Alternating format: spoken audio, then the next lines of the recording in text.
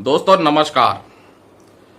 आज का ये वीडियो कई महत्वपूर्ण पॉइंट्स के ऊपर है सेंट्रल गवर्नमेंट एम्प्लॉयज और पेंशनर्स के। बीते कई महीनों से कुछ कॉमन मुद्दों पर मांग चली आई कि केंद्र सरकार इन मुद्दों को एक बार समीक्षा करवाए, समझे, विचार करे और कंसीडर करे, जिनमें मौजूदा एनपीएस सिस्टम को खत्म करके पुरानी पेंशन की बहाली का मुद्दा है, 18 महीने के महंगाई भत्ते और महंगाई राहत के एरियर के बकाये को रिव्यू करने का मुद्दा है, पुराने पेंशनर्स के लिए नोशनल इंक्रीमेंट का मुद्दा है, देश के करोड़ों केंद्रीय कर्मचारी और पेंशन भोगियों के लिए 8वें वेतन आयोग के गठन का मुद्दा है। वहीं पूर्व सैनिकों का 1 रैंक 1 पेंशन 2 की विसंगतियों को दूर करने की मांग है। तो इन सभी मुद्दों के ऊपर मांग रखी गई, कर्मचारी संगठनों की तरफ से भी, अलग अलग पेंशन भोगी संगठनों की तरफ से भी। लेकिन सरकार के रवैये के कारण निराशा ही हाथ लगी। हमने पुरानी पेंशन की मांग को लेकर के भारी भीड़ के साथ बड़ी बड़ी रैलियां भी देखी। कर्मचारी संगठनों ने मांग रखी कि एनपीएस सिस्टम को खत्म किया जाए और पुरानी पेंशन की बहाली की जाए। आखिरकार क्यों? क्या मौजूदा एनपीएस सिस्टम के तहत उनको जो पेंशन प्राप्त होगी वो बहुत ही कम है? क्या उससे रिटायरमेंट के बाद का जीवन बेहतर ढंग से नहीं हो पाएगा? और अगर ये बात सही है तो सरकार को इस मुद्दे को जरूर रिकंसीडर करना चाहिए, क्योंकि एक कर्मचारी अपने जीवन का एक बहुत बड़ा कालखंड देश की सेवा के लिए सार्वजनिक संस्थाओं में सौंप देता है। उसके बदले में उसको जो पेंशन मिल रही है एनपीएस सिस्टम के तहत वो बहुत कम है। इसलिए मांग रखी जा रही है कि रिटायरमेंट के बाद का जीवन ठीक ठाक चल सके, उसके लिए उनकी पेंशन में इजाफा होना जरूरी है। और ओल्ड पेंशन स्कीम एक बहुत ही बेहतर विकल्प है इस मोर्चे पर। वहीं केंद्रीय कर्मचारियों का, पेंशन भोगियों का केंद्र सरकार ने कोरोना काल के दौरान जो 18 महीने के महंगाई भत्ते और महंगाई राहत के एरियर के भुगतान को कंसीडर नहीं किया, उसकी भी मांग रखी गई कि देश की अर्थव्यवस्था पहले से ज्यादा पटरी पर है, मजबूत आर्थिक वृद्धि दर के आंकड़े हैं, तमाम कॉरपोरेट जगत ये आर्थिक मोर्चे पर अपने आप को सशक्त कर रहे हैं। जब रिकॉर्ड स्तर पर जीएसटी कलेक्शन हो रहा है, देश की सरकार विभिन्न स्कीमों में पैसा लगा रही है, तो केंद्रीय कर्मचारियों का, पेंशन भोगियों का महंगाई भत्ते और महंगाई राहत के एरियर का भुगतान क्यों नहीं कर रही है, वो भी 18 महीने का, जो कि रोक रखा है। इस मोर्चे पर भी कर्मचारी संगठनों ने, पेंशन भोगी संगठनों ने मांग रखी और अभी तक निराशा ही हाथ लगी है। वहीं दोस्तों पे कमीशन के गठन को लेकर के भी मांग रखी गई कि सरकार केंद्रीय कर्मचारियों के, पेंशन भोगियों के लिए पे रिवीजन के लिए पे कमीशन का गठन करे। अब तक ये परंपरा चली आई है कि हर 10 साल के बाद पे कमीशन का गठन होता है और पे कमीशन के माध्यम से ही सेंट्रल गवर्नमेंट एम्प्लॉयज और पेंशनर्स की सैलरी में रिवीजन होता है।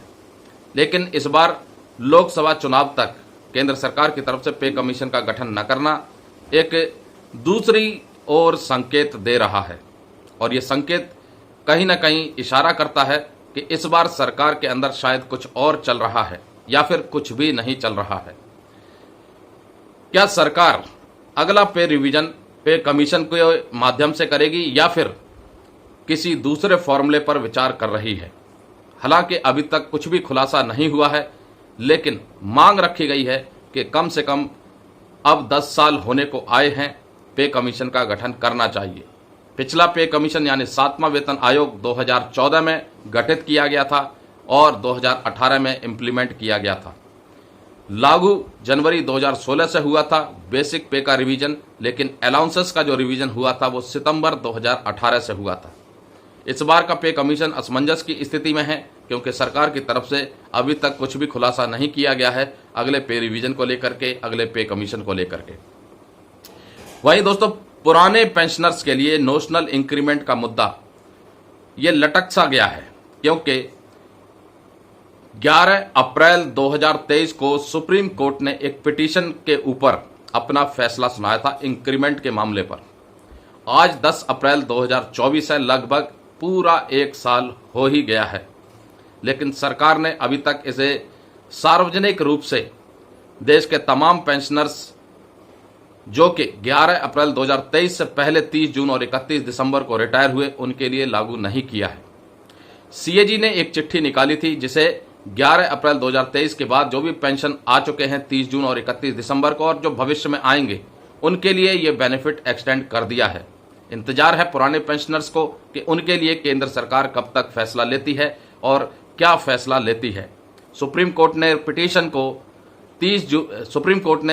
को 30 जून 2006 से रिलीफ दिया है।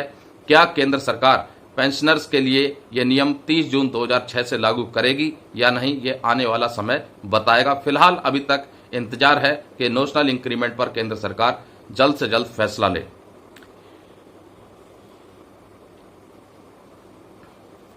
वहीं पूर्व सैनिकों के मुद्दे वो भी लटके पड़े हैं विसंगतियों को लेकर के। 1 रैंक 1 पेंशन 2 पर भारी विसंगतियों को देखते हुए पूर्व सैनिकों ने काफी धरने दिए, प्रदर्शन किए और मांग रखी कि 1 रैंक 1 पेंशन 2 में जो विसंगतियां हैं उनकी समीक्षा की जाए, उन्हें दूर किया जाए। लेकिन उस मोर्चे पर भी निराशा हाथ लगी। कुल मिलाकर के कह लें कि कर्मचारी संगठनों और पेंशन भोगी संगठनों ने जो कॉमन मुद्दे केंद्र सरकार के सामने रखे, उन सभी के ऊपर निराशा ही हाथ लगी है। सिर्फ और सिर्फ रिजल्ट जो है वो धरना देखने को मिला, ज्ञापन देखने को मिले, मांग देखने को मिली, लेकिन सरकार की सहमति नहीं मिली, जिससे कहीं ना कहीं कर्मचारी संगठनों को, पेंशन भोगी संगठनों को निराशा हाथ तो जरूर लगी है। अब देखना यह है कि अगली सरकार बनने के बाद कौन कौन से मुद्दे हल होते हैं। क्या पुरानी पेंशन बहाल होती है? क्या 18 महीने के डीए और डीआर के एरियर का भुगतान होता है? क्या पुराने पेंशनर्स के लिए नेशनल इंक्रीमेंट लागू होता है? क्या पे रिवीजन के लिए पे कमीशन का गठन होता है?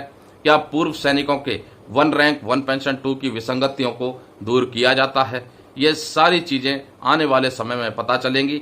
लेकिन फिलहाल दोस्तों, डीए की जब बात होती है तो डीए जुलाई से, जैसा कि सोशल मीडिया, इंटरनेट पर खबरें चल रही हैं कि कहीं ना कहीं डीए 0 से शुरू हो सकता है, ऐसा लोग मानते हैं। अब होना क्या है ये तो जब सरकार तय करेगी तब पता चलेगा। लेकिन डीए को लेकर के काफी तरह की खबरें चल रही हैं, काफी तरह की चर्चाएं होने लग गई हैं कि डीए 50% हो चुका है। अब अगला डीए जब अनाउंस होगा तो 50% के ऊपर होगा या फिर 50% बेसिक पे में मर्ज होगा और डीए की कैलकुलेशन 0 से शुरू होगी या नहीं, ये सब आने वाले समय में पता चलेगा। लेकिन फिलहाल लोकसभा के चुनाव हैं, हर दल अपने आप को एक दूसरे से बेहतर बताने का प्रयास कर रहा है, जनता का भरोसा जीतने का प्रयास कर रहा है और किसी तरह से उनको सत्ता की कुर्सी मिल जाए, उस क्षेत्र में उस चीज के ऊपर ज्यादा रणनीति तैयार कर रहा है। देखना यह है कि इस बार जनता किसके सर पर ताज धरती है और हमको अगले 5 साल के लिए कौन सी सरकार मिलती है। दोस्तों कमेंट करके जरूर बताइए, क्या इस बार बीजेपी हाथ मारेगी या फिर कांग्रेस हाथ मारेगी या गठबंधन देखने को मिलेगा। नमस्कार, जय हिंद, जय भारत दोस्तों।